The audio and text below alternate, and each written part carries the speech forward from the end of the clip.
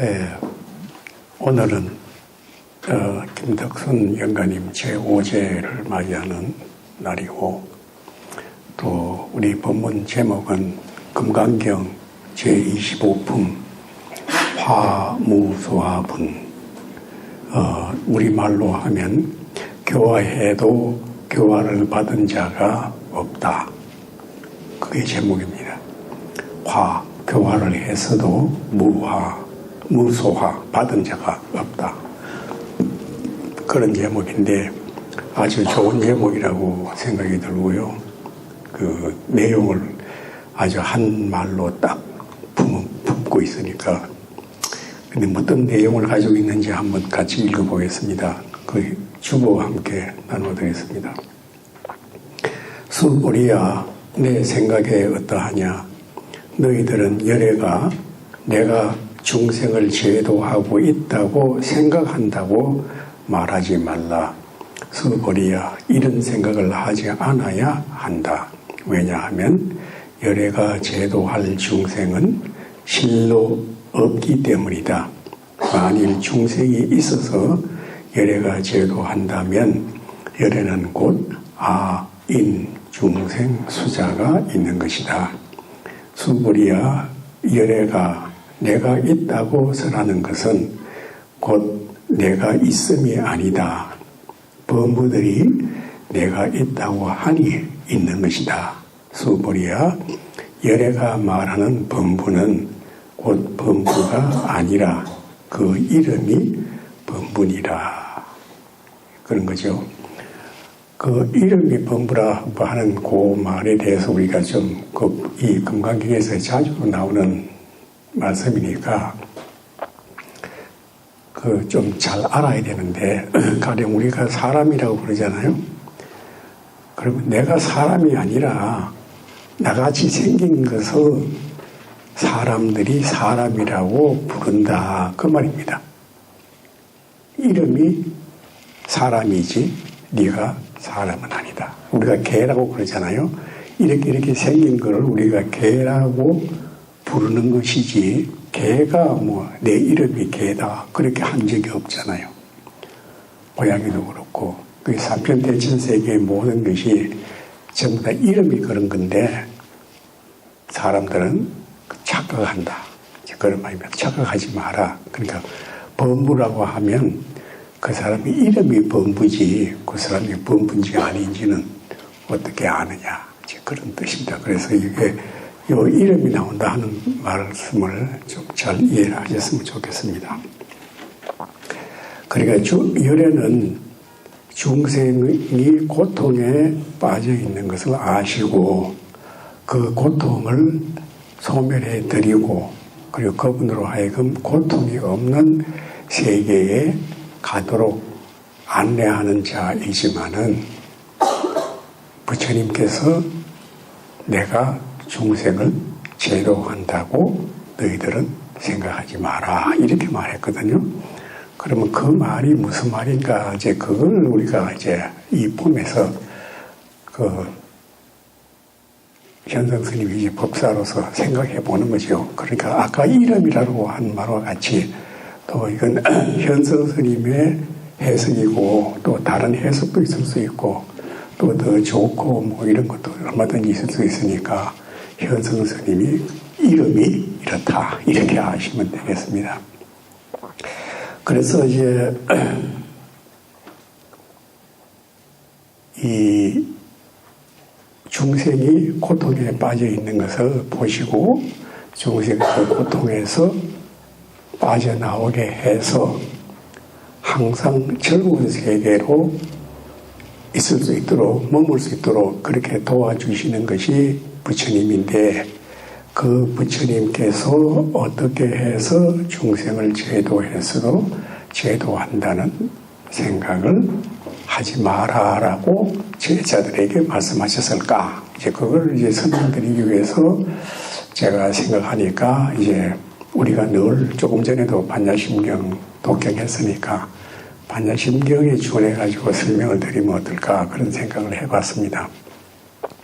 반야심경에 의하면은 관자재 보살, 행심, 반야 바라밀다시 조견 오온 개공도 이렇게 했거든요. 그러니까 관자재 보살이 깊은 반야 바라밀다를 행할 때 비추어서 보니, 밝게 비추어서 보니, 그러니까 이것은 밝게 비추어서 봤다 이 말은 반야 바라밀다. 그러니까 우리가 육바라밀에서 보면은 선정 바라밀이 있거든요. 그 선정에 들어가서 보니 그런 말씀입니다. 선정에 들어가서 보니 밝게, 그때 그래 들어가야 밝게 볼 수 있거든요. 밝게 들어가 보니 오온이 모두 공하였더라. 그리고 오온이라는 걸 하는 것은 무엇인가? 그 오온은 몸, 그리고 우리 몸, 그리고 수, 느낌, 상, 생각, 행, 말, 행동. 그게 행이거든요. 그리고 식. 그리고 이것을 아무르기도 하고 또 펴지기도 하고 오므리기도 하고 펴기도 하고 저장하기도 하는 식이지요. 그것이 전부 다 공했더라. 그 공한 것을 알고 보니까 모든 고통이 다 사라졌다. 이제 그렇게 되는 거거든요. 그러니까 이 말 속에 이제 반야심경이 전부 다 들어가 있는 거죠. 그러니까 전체 오온이 공했다 하는 그 말을 우리가 잘 해석을 할 줄 알아야 되거든요. 그러니까 몸이 공했다. 그 몸이 공했다고 하는 말씀은 무슨 말일까? 이제 그걸 알아야죠. 몸이 분명히 있는데 이게 공했다고 하니까. 그러니까 이 공했다고 하는 것은, 이 몸이라고 하는 것은 부처님께서 깨달음을 얻고 보니까, 그러니까 반야바라밀이, 깊은 반야바라밀에 들어가서 보니까 이 몸이라고 하는 것은 전생에서부터 금생에 왔고 금생에서부터 또 내생으로 간다. 그러니까 전생에서 온 것은 무엇이며 금생에 있는 것은 무엇인가. 그것은 전생에서 이 세상에 온 것은 이게 이제 오늘 오제하고 관계되는 말씀이죠. 전생에서 이 세상에 온 것은 내 혼이고, 내 혼이 연을 만나서, 다시 말하면 부모를 만나고 지수화풍을 만나고 그 외에 필요한 모든 것을 다 만나서 그것이 연이 되어서, 그러니까 이 말씀을 좀 잘 이해를 해야 되는데, 혼이 여기 있으면은 부모라든가 지수화평이라든가 그 외의 연의 모든 것은 혼 밖에 있는 겁니다. 그러니까 혼 안에 있는 게 아니고 혼 밖에 있는 것들이 연이 되어서 내가 부모를 만나 태어나게 되고 거기에서 지수화평 모든 조건이 다 충족되어서 애기로서 나타나서 이렇게 성숙한 거다. 이제 그런 말입니다. 그러니까 나라고 하는 존재가 자성이 없다 이 말입니다. 나라고 할 수 있는 자성이 없다. 그 자성이 없다는 말은 불교에서 굉장히 중요한 말이거든요. 그걸 잘 이해를 해야 되는데, 여기에서 무엇을 나라고 할 수 있느냐. 애기로서 이 세상에 태어나서 이렇게 자라고 있는데 무엇을 나라고 규정 지을 수 있는 것이 있느냐. 그겁니다. 그러니까 거기에는 나라고 규정 지어줄 수 있는 것은 아무것도 없다. 그거죠. 그러니까 어디에서 나라고 할 수 있느냐. 그러니까 거기에서 내가 이 세상에 태어났다, 생했다 하지만은 아무것도 없는 데서 내가 생한 것도 아니고 또 내 자체로서 어떻게 한 것도 아니고 모두 다 외연에 의해서 이루어진 것이니까 내 자체로서는 아무것도 나라고 할 수 있는 것은 없다. 그런 겁니다. 그러니까 전부 다 외연에 의해서 그렇다. 외연에 의해서 그러니까 나라고 할 것은 없고, 그러니까 생했다 하는 것이 공했다. 그런 말이 됩니다. 그러니까 생했다고 하는 것이 공했다. 이 말은 생한 것도 없다. 그런 거죠. 혼이 연을 만나서 이렇게 해서 나타난 것이 현재 내 몸이지 내가 어디에서부터 시작했느냐 이거예요. 그러니까 생각한 것도 없다. 그러니까 공했다. 죽는다고 하는 것도 외연에 의해서 나라고 하는 존재가 가능했다가 이 몸이 가능했다가 모든 변화에 따라서 외연이 전부 하나하나 떨어져 나가니까 우리는 그것을 죽었다고 하지만은 무엇이 죽었느냐? 내 혼은 또 다음 세상에 가는 것 아니냐? 그런 겁니다. 그러니까 죽었다고 해도 죽은 것이 아니요. 태어났다고 해도 태어난 것이 아니다. 그게 불생불멸이죠. 그 반야심경의 가장 중요한 단어가 불생불멸, 불구부정, 부정불감인데 그러면 이 혼의 입장에서 내가 내 몸이 생겼다고 해서 내가 늘은 게 있느냐 줄은 게 있느냐 그렇다고 해서 이 혼의 입장에서 보면 깨끗해진 게 있느냐 더러워진 게 있느냐 그런 거 없다 이거예요. 그거는 그 자체로서 진영 참된 그 자체로서 그대로 존재한다 그런 겁니다. 그러니까 이렇게 보면은 내가 어떤 사람이 깨달음을 얻어서 나를 고통에서부터 빠지게 했다. 고통이 없어지게 했다. 그것은 뭐냐면 내가 알고 보니까 이 몸이라고 하는 것이 원래 있었던 것도 아니고 멸했다고 하는 것도 원래 사라진 것도 아니고 그러니까 불생불멸이다 이거요. 그렇다면 내가 아프다고 하는 것은 내 생각이지 실제 아픈 게 어디에 있느냐 그런 뜻입니다. 내가 괴롭다고 하는데 괴롭다고 네가 생각하는 것이지 그 괴로운 것을 내놔봐라 이거예요. 어디 있느냐 이거예요. 그러니까 이제 가령 예를 들어서 뭐 심한 말이 될 수 있을지 모르지만은 절에 오니까 되게 조용해야 해야 되는데 시끄럽더라. 누가 그렇게 말을 한다면은 그게 실체가 어디 있느냐 이거예요. 실체가 없다 이겁니다. 그러니까 그렇게 볼 때 실체가 없다고 생각하면 모든 것이 조용해지는 거죠. 그러니까 다시 말하면 내 몸에 고통이 있을 때 고통이 있다고 하는 것은 내 생각이다. 그런 말입니다. 그리고 내 생각은 어디서 나왔느냐? 내 느낌에서 나왔고 내 느낌은 어디서 나왔느냐? 내가 전생에서 가지고 온 업에 의해서 내 느낌이 형성되다 이겁니다.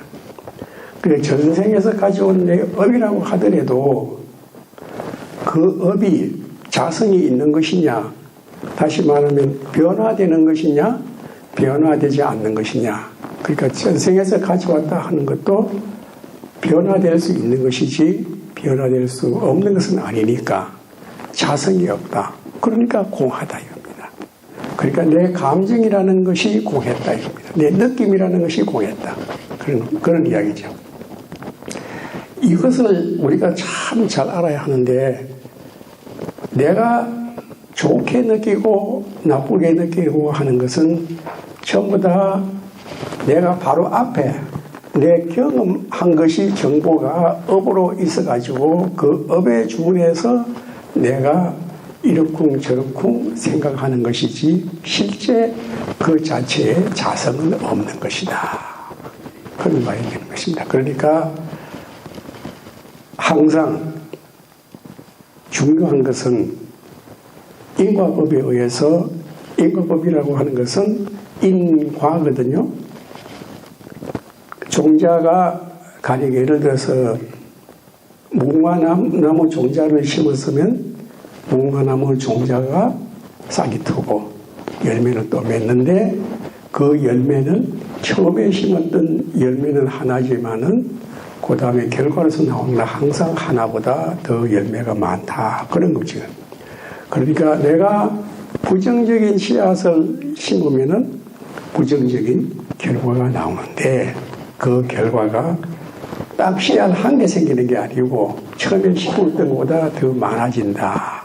그런 말이 되는 거죠. 그러니까 항상 내가 긍정적인 씨를 심을 것이냐 부정적인 씨앗을 심을 것이냐 하는 것이 중요하게 되게 되는 것이죠. 왜냐하면 부정적인 씨앗을 심으면 부정적인 결과가 나와서 그 결과가 내 감정에 영향을 미치기 때문에 내 감정에 영향을 미치게 되면 그것이 생각하는 데 영향을 미치고 그 생각은 행동에 영향을 미친다. 이렇게 되는 거죠.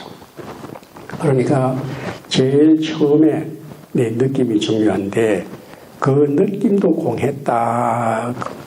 그렇게 반야신경에는 말씀하시거든요. 그러면 그 느낌이 왜 공했다 하느냐 이걸 설명하는 겁니다. 그 느낌은 내 업에 내 습관에 의해서 내가 김치를 좋아하는 습관을 가지고 있으면은 김치 맛이 이것이 좋다 나쁘다 그럴 거고 내가 치즈의 맛에 습관이 들어있으면은 김치 맛은 아니고 치즈를 또 보게 되고 그렇게 되는 거죠. 그러니까 좋다 나쁘다 하는 느낌 자체는 전부 다 과거의 내 경험이 영향을 미치는 것인데 그 경험이 하나로 딱 자성이 있는 것이 아니고 그 경험은 변한다. 무슨 말이냐면 내가 지금까지는 치즈를 좋아했지만은 내가 지금부터 된장찌개를 자꾸 먹게 되면 그것이 또 습관이 되어서 된장찌개를 좋아하게 된다. 이 말이죠.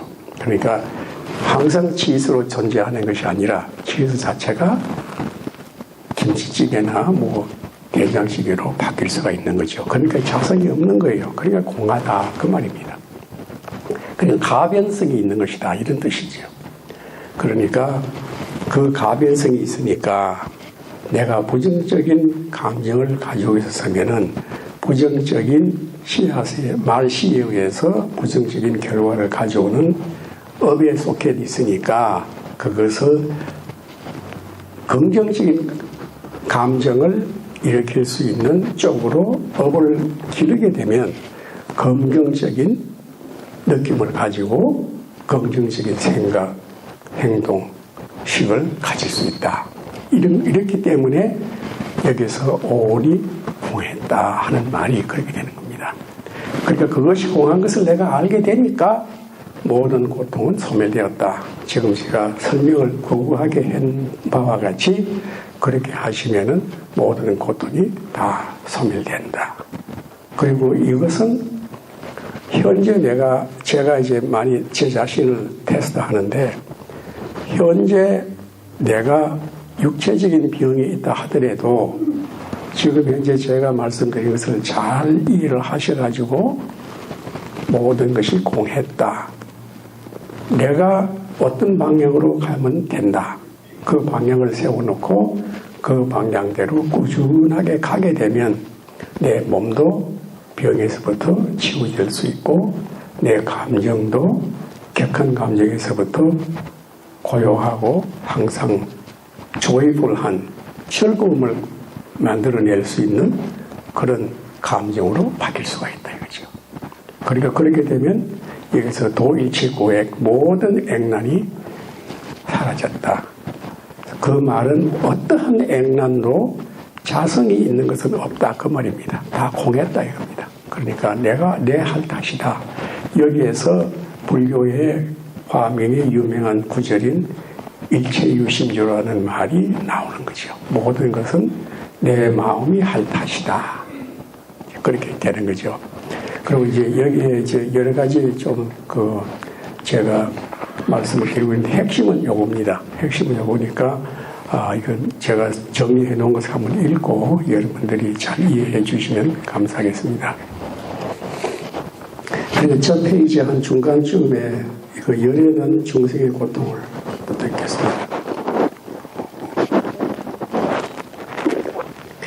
열에는 중생의 고통을 소멸하고 열반으로 인도하지만 열애는 중생의 고통을 소멸하고 열반으로 인도했다는 생각을 전혀 하지 않는다. 만약 열애가 중생을 제도했다는 생각을 한다면 곧 열애가 아니다. 아직 아상, 인상, 중생상, 수자상을 이기지 못한 것이다. 고 말씀하셨다. 무슨 뜻일까?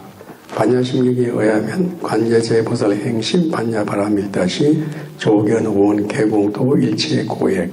관제제보살이 깊은 반야바라밀다를 행할 때 오온이 공한 것을 비추어보고 일체 고통에서 건너느니라 라고 했다. 무슨 뜻인가? 범부는 몸과 마음에 수많은 고통을 안고 있지만 관제제보살이 금강경에서 말씀하시는 반야바라밀다를 깊이 들어가 보니 오온이 모두 공한 것을 비추어보니 일체 고난이 모두 사라지더라 라고 했다. 무슨 말씀인가? 범부는 몸과 마음이 항상 있다고 알고 있다.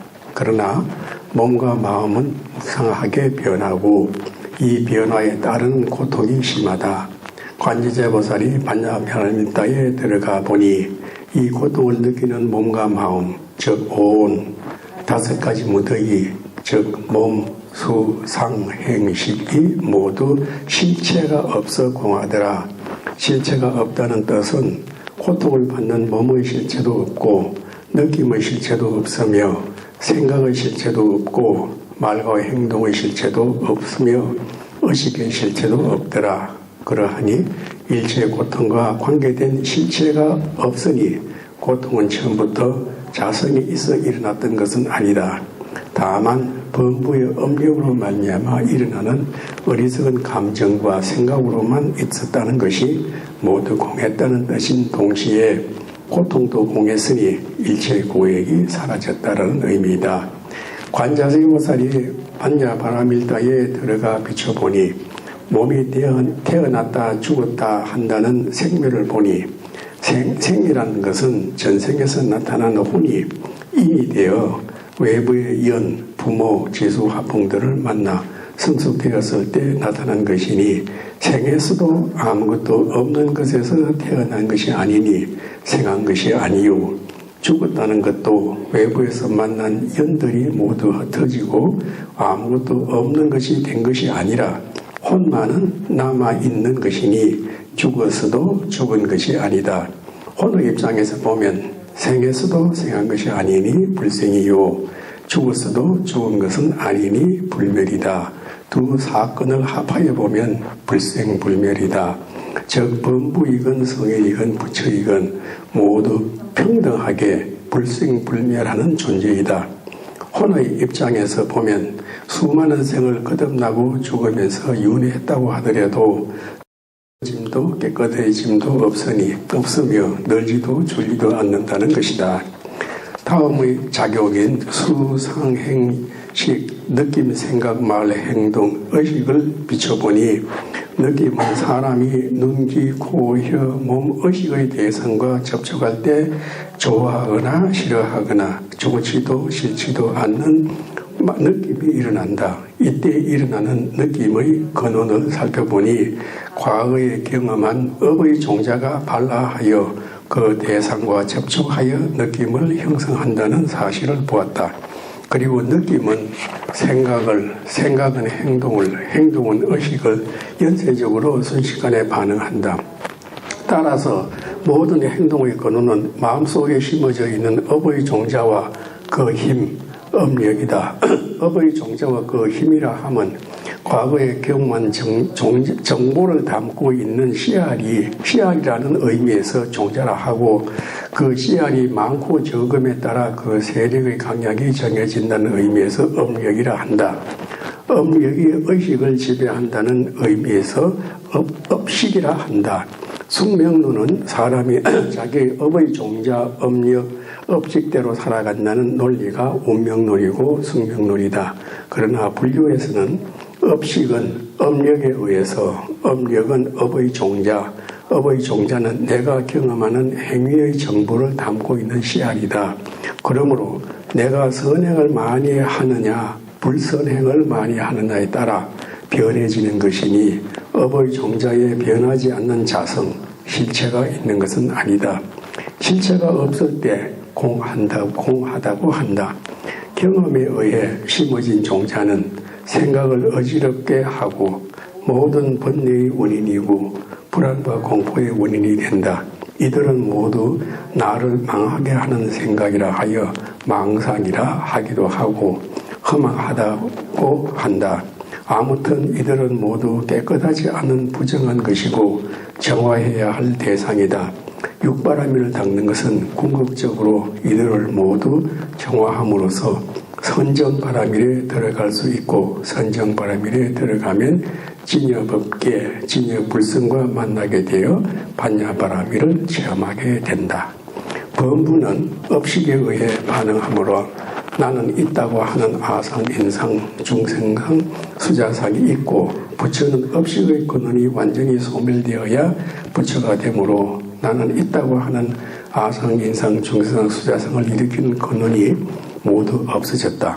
그러나 부처가 나는 범부라고 생각하는 범부들에게 범부가 아니라는 것을 설명하기 위해 범부라고 이름할 뿐이다. 이때 부처는 진여법계에 있으면서 진여불성에서 나오는 묘행을 하시는 화신이다. 이런 생각을 하지 말지니라. 왜냐하면 중생 한 사람도 열애가 제도할 이가 실로 없기 때문이다. 이 말씀에 대해 좀 다른 생각에서 살펴보고자 한다. 다른 각도에서 생각해 보고자 한다. 어떤 의사가 아무리 좋은 약이라고 해도 먹고 먹지 않는 것은 환자에게 달려있다.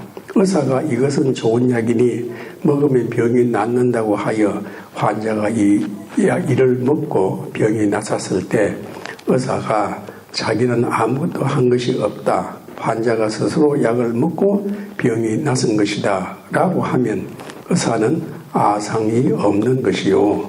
의사가 내가 약을 지어 주었더니 환자가 병이 완쾌하였다고 하면 아상이 있는 것이다. 선택의 자유는 전적으로 각자에게 있다는 결론이 나오고 모든 것이 각자의 마음에서 나오고 그 결과도 각자의 마음으로 돌아간다는 결론이 나온다. 제25 화무화분 실무중생 열애도구자. 열애가 제도한 이는 한 중생도 없다의 뜻은 무엇일까? 열애는 아상민상 중생상 수자상이 없는 진여법계 법신 그 자체이다. 그리고 일체 중생도 모두 이 진여법계 법신의 뿌리를 두고 다양한 모습으로 살고 있으므로 모두가 법신 한 몸 속에 있다고 보는 열애이다. 따라서 부처와 중생이 별개로 있는 것은 아니다. 각각의 중생마다 진여불성이 있으므로 중생이 오온이 공한 것을 깨치기만 하면 곧 일체 고통에서 해탈할 뿐만 아니라 해탈지견하는 열애이다. 누구도 누구에게 깨침을 줄 수 있는 것이 아니고 스스로 깨쳐야 한다. 그러므로 열애가 제도할 이는 한 사람도 없고 하는 것이다. 만약 열애가 한 사람이라도 깨닫게 해준 중생이 있다면 이는 곧 아상인상 중생 수자성을 멸하지 못하였다고 한다. 누구도 누구를 대신해 밥을 먹어줄 수 없고 잠을 자고 쉬어줄 수도 없으며 대신 공부해 줄 수도 없고 수행해 줄 수도 없다. 그리고 대신 병들어 줄 수도 죽어줄 수도 없는 것이 이치이니 남을 탓하지 말고 자기가 할 일 부지런히 하는 것이 도의 길을 가는 것이다. 네, 이렇게